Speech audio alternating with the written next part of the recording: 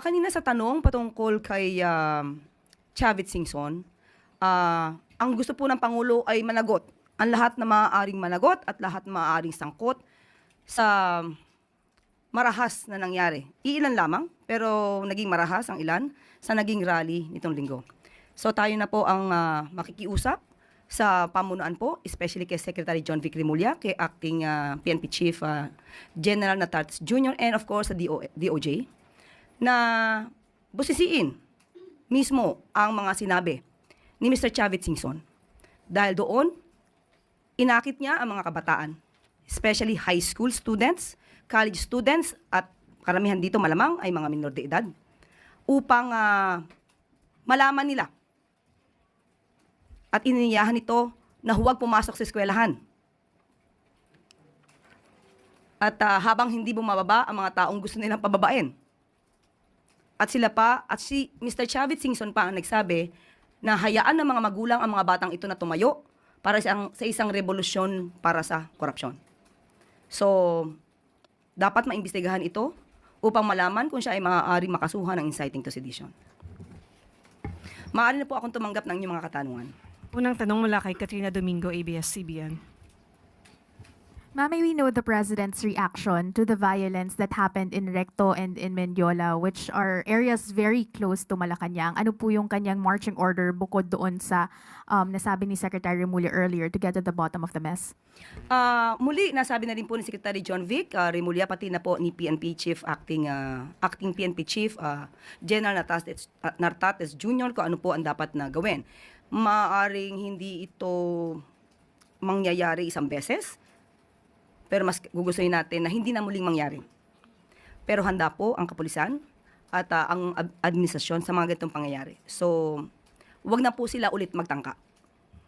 Ma'am, just a follow-up question. Maliwanag po yung naging panawagan dun sa mga legitimate rallies. They want accountability. They want politicians, all corrupt actors to be jailed. What policies are being drafted or put in place to make sure that the President heeds the call of the public to have concrete measures against corrupt actors? Binuo po ang ICI para siyang gumawa ng mas malalimang investigasyon. Hindi po makikialam ang Pangulo sa maaaring mangyari o maaaring gawin at maaaring maimbestigahan ng ICI members. Kung meron pong kasama mga politiko rito, dapat pong sampahan ng kaso. Sino man ang maaaring sangkot dito, lahat ng sangkot dapat masampahan ng kaso at dapat na managot. Sunod, Chanel Salazar, DZXL.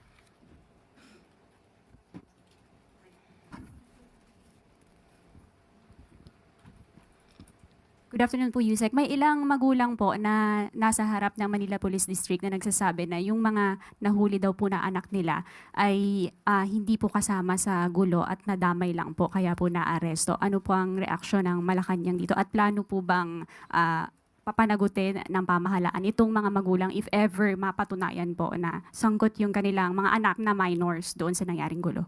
Unang-una po, iniimbestigahan pa po ito. Pangalawa, sila yung magulang, dapat alam nila kung nasaan yung kanilang anak.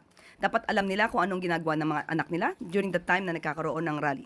At itong mga marahas na pangyayari sa Ayala at saka si Mendiola.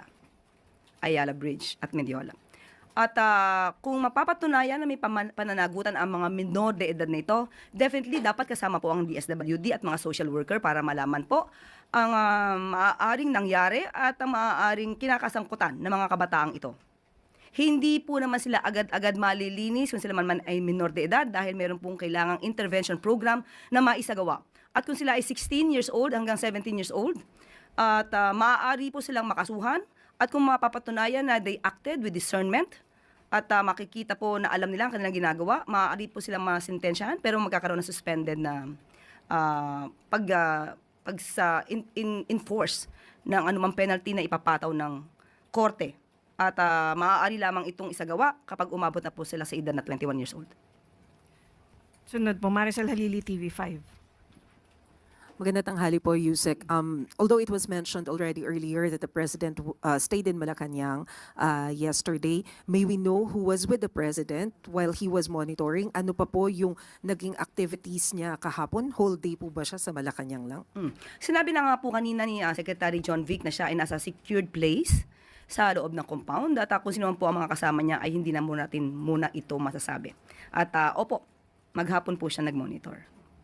And may we know kung ano-ano na po yung activities ni PBBM today?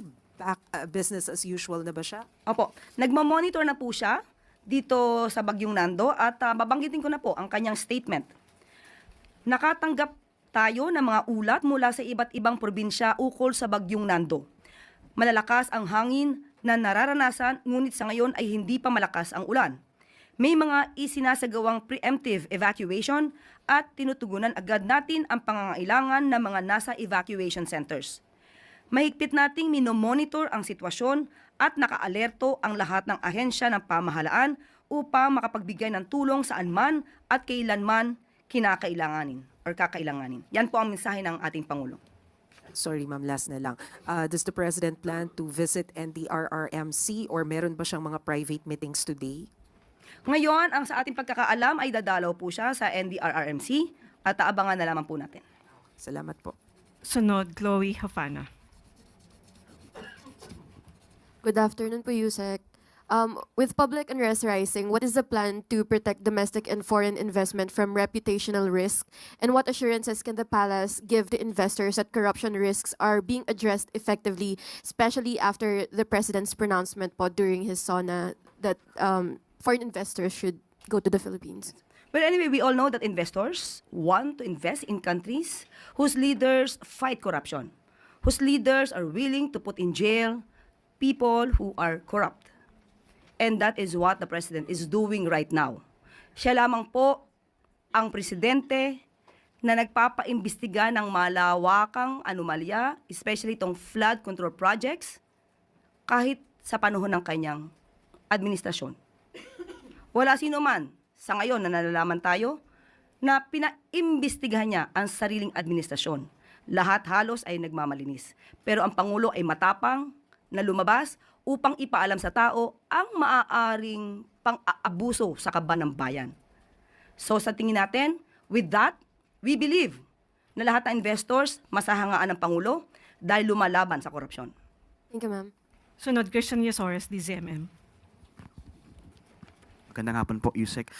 You mentioned kanina na open kayo dun sa possibility na baka maulit-ulit yung mga protesta kahapon. Ano po ang marching order ng Pangulo sa mga law enforcement agencies kung sakaling mag-spill over in the coming days or weeks yung mga ganong type po ng protesta na nangyari kahapon? Gayun pa rin po, handa pa rin po ang ating kapulisan, handa po ang administrasyon sa mga ganyang klaseng laban, at hindi po patitinag ang ating Pangulo sa mga ganyang threats. Sunod, Ivan Mayrina, GMA News. Yusek, lilihis lamang po ako ng konti. The PCIJ came out with a report that shows the president got millions in campaign contributions in 2022 from contractors while they had ongoing contracts with the government. And these contractors eventually got significant rise in public works contracts awarded to them in the last 3 years. How does the palace respond to this, especially since this is in violation of the Omnibus Election Code?